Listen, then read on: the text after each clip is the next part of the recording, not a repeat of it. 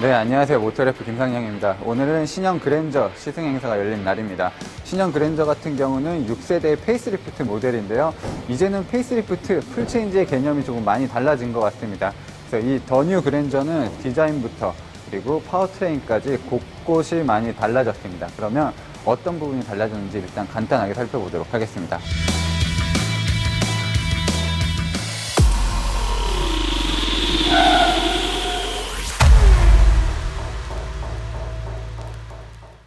네, 그랜저는 이제 제네시스가 별도의 브랜드를 독립하고 나서 현대차를 대표하는 플래그십 세단이 됐습니다. 소나타와 달리 좀 어두운 계열의 색상이 많이 있습니다.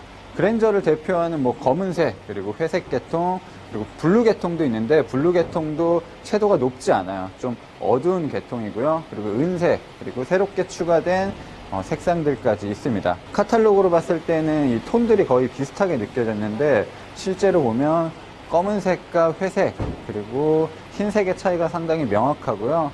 도장 처리를 상당히 잘 해놓은 느낌이에요. 이전 그랜저와는 좀 차이가 많이 있는 것 같습니다. 네, 흰색 차량 같은 경우는 새롭게 디자인된 그릴과 대비가 명확하게 이루어집니다. 그래서 조금 더 부각되는 느낌도 있고요. 이 호불호가 많이 갈리는 디자인인데 이 그릴 디자인이 조금 더 나는 감추고 싶다 하시는 분들은 어두운 색 톤을 선택하시면 좋을 것 같아요. 네, 지금 이 컬러 같은 경우는 캘리그래피 트림에만 선택할 수 있는 신규 전용 컬러입니다. 저희는 오늘 이 색상을 타기로 했고요. 이 색상 같은 경우는 실버긴 실버인데 굉장히 묘한 느낌을 줍니다. 그래서 빛이 많이 비춰지는 곳은 진짜 이런 식으로 우리가 알던 그 실버 색깔이 나오는데 이 어두울 때는 크림색이 굉장히 좀 예쁘게 펼쳐져 있어요. 네, 가장 말이 많았던 부분은 확실히 그릴과 헤드램프일 것 같아요. 이 마른 모듈의 크기가 서로 옆에 붙어 있는 것들이 전부 다 다르게 디자인이 되어 있습니다. 그리고 이 안쪽에도 이런 디테일을 넣어놨죠. 불은 주간주행등은 이런 식으로 들어와요. 마치 이모티콘처럼 불이 들어오는데 방향지시등 같은 경우는 이쪽 4개만 들어옵니다. 가운데 이 제일 가장자리 부분은 방향지시등이 들어오지 않고 이 네 부분만 방향지시등이 들어와요. 실제로 보면 사진으로 보는 것보다 훨씬 더 괜찮습니다. 헤드램프와 그릴이 하나로 연결되어 있는 디자인은 예전에 르필루즈 컨셉에서 이미 선보인 바 있고요. 앞으로 나올 현대차의 거의 모든 차종에 이런 식의 디자인이 적용될 것 같습니다. 네, 풀 LED 헤드램프는 이제 기본 트림에도 적용이 되는 구성이에요. 범퍼 하단의 디자인 같은 경우도 네, 크롬 처리도 너무 반짝반짝하게 하면은 싼 티가 날 수 있는데 좀 고급스러움을 강조하기 위해서 광을 살짝 죽여놨습니다. 이 에어 커튼 같은 경우도 실질적으로 역할을 하는 에어 플랩이 적용이 되어 있습니다. 공기가 들어가야 되는 부분들은 구멍이 뚫려져 있고 엠블럼이 이전보다는 조금 더 커진 것 같습니다. 그리고 여기에는 여러 가지 센서들이 들어가 있고요. 그랜저 아이즈 같은 경우도 좀 동글동글한 면이 있었는데 이 차 같은 경우는 훨씬 더 부드럽습니다. 이 선 처리, 끝단 처리나 이 면을 만드는 것도 이전 모델보다는 훨씬 더 부드러워졌어요. 네, 차가 초기 모델, IG 초기 모델보다 더 넓어졌거든요. 넓어지고 길어졌는데 실제로 봐도 좀 작아 보이는 느낌이 듭니다. 일단 타겟층이 조금 더 젊어졌습니다. 이제 30대로 많이 내려왔기 때문에 스포티한 느낌도 많이 강조를 했거든요. 그래서 이 팬더 같은 경우도 조금 더 부드럽게 굴곡을 주면서 내려와서 와이드 팬더 같은 느낌을 주고 있거든요. 이런 부분은 캐릭터 라인 그리고 리어 팬더에도 그대로 적용이 되어 있습니다. 차체 길이는 K7보다 조금 짧거든요. 그런데 휠베이스는 그랜저가 더 넓어졌어요. 그래서 비율적으로 그랜저가 더 안정적인 느낌을 준다고 합니다. 스포티한 느낌을 강조하기 위해서 이렇게 루프를 부드럽게 트렁크 리드까지 이어놓은 것도 특징입니다. 기존에는 캐릭터 라인이 한 줄로 돼 있고 가운데 부분에 살짝 사라졌다가 팬더 쪽에서 다시 선이 살아 나오는 그런 디자인이었는데 지금은 선이 이제 두 줄이 갔죠. C필러 부분의 디자인도 많이 달라졌어요. 이 끝부분에 이 가니쉬 부분이 달라졌는데 기존에는 이렇게 치켜 올라가는 형태였는데 지금은 필러 디자인에 따라서 자연스럽게 내려오는 그런 구성입니다. 이 부분이 상당히 두꺼워져서 조금 더 차가 정중한 느낌도 들어요. 휠은 17, 18, 19인치를 선택할 수 있고요. TX를 통해서 경량화된 휠을 선택할 수도 있습니다. 그리고 타이어도 지금 미쉐린의 타이어가 적용이 되어 있는데 이런 부분도 옵션으로 제공이 돼요. 휠 디자인이 세 가지 종류가 있는데 저는 개인적으로 요번에 나온 휠들 이 투톤으로 처리된 휠이 있거든요. 그 휠이 정말 멋있는 것 같더라고요. 서스펜션의 구조는 달라지진 않았지만 부싱이나 여러가지 리바운드를 억제해주는 그런 소재들을 더 추가를 해놨다고 합니다. 그래서 승차감과 소음, 진동 이런 부분을 더 높였다고 해요. 네, 뒷모습은 정말로 많이 달라졌고 제가 신형 그랜저 중에서 가장 매력적으로 느끼는 포인트 중에 하나입니다. 선이 하나로 쫙 이어져 있어요. 그랜저 IG 같은 경우는 좀 이렇게 모양이 있었는데 이제는 한 줄로 쫙 내려가 있고 이 램프 부분, 한 줄로 나와 있는 부분이 입체적으로 튀어나와 있습니다. 이 램프 같은 경우 그리고 방향지시등 전부 LED로 처리가 됐습니다. 방향지시등 도 LED가 적용이 되어 있고, 자, 후진하면 이제 후진등이 들어오고 후진등만 들어오는 게 아니라 이 바닥 부분에 가이드가 보이죠? 이거는 이제 지나가는 보행자 그리고 실제로 운전자에게도 좀 도움을 줄 수 있는 기능입니다. 이게 굉장히 선명해 보이네요. 머플러는 이 두 개로 구멍이 뚫려져 있는데 한쪽만 뚫려져 있어요. 쪽은 바깥쪽은 가짜 페이크입니다. 뒷모습은 정말 멋있어졌어요. 이렇게 쭉 뻗어나오는 각도나 이 뒷부분도 살짝 이렇게 꺾여 있거든요. 이런 부분이 좀 우아한 느낌을 많이 보여주는 것 같습니다. 새롭게 변한 실내는 정말로 칭찬을 많이 받고 있어요. 근데 저도 궁금했던 거는 이 디자인은 너무 멋있는데 실제 소재감이 어떤지, 마감은 어떤지가 저는 더 궁금했거든요. 근데 사진으로 봤을 때보다 실물이랑 좀 차이가 있습니다. 사진은 이 단들의 이 입체적인 느낌이 더 강조가 되어 있었는데 실제로는 거의 뭐 평면 같아요. 그래서 입체감이 그렇게 크게 부각되는 느낌은 아닙니다. 어쨌든 지금 굉장히 최신 자동차 그리고 요즘 트렌드를 많이 반영한 자동차라 12.3인치 디스플레이가 눈에 확 들어오고요. 이 UI가 굉장히 많이 달라졌습니다. 이런 부분들이 이전 모델과는 크게 달라졌고 아무래도 최근에 만든 그래픽이기 때문에 이런 부분은 앞으로도 계속 다른 현대차에도 적용이 될 것 같아요.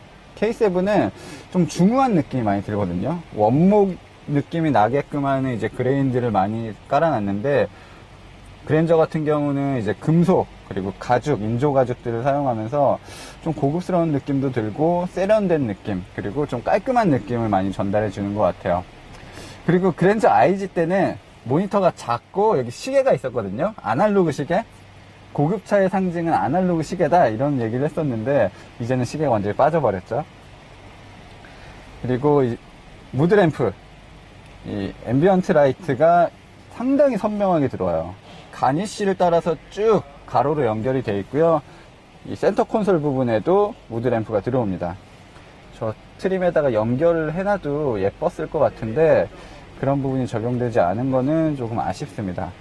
기어 레버가 없어지고 이 버튼식으로 바뀌었는데 여기다 딱 씹는 게 좀 어색한 느낌도 듭니다.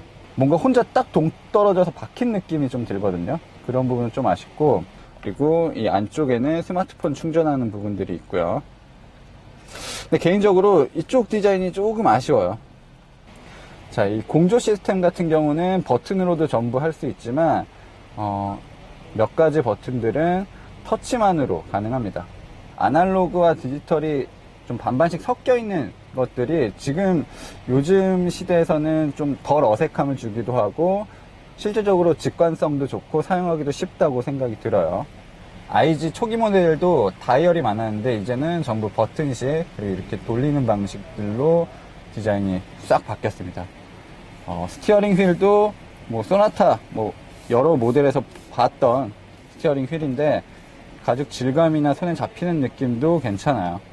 네, 스티어링 휠에는 이제 진짜 가죽이 이제 적용이 되어 있고 여기는 이제 인조 가죽인데 느낌이 크게 다르진 않습니다. 이 시트 같은 경우도 그냥 일반적인 볼륨 브랜드에서 나올 수 있는 것 중에서는 거의 최고 수준으로 소재나 마감을 한 것 같아요. 진짜 마감이 너무 좋아졌어요. 보통 플라스틱 끝단 처리가 좀 미흡해서 날카로운 부분들이 있기 마련인데 그런 부분들을 이런 식으로 크롬으로 다 감싸버렸거든요. 그러면서 마감도 훨씬 더 좋게 보이는 효과를 가져왔습니다.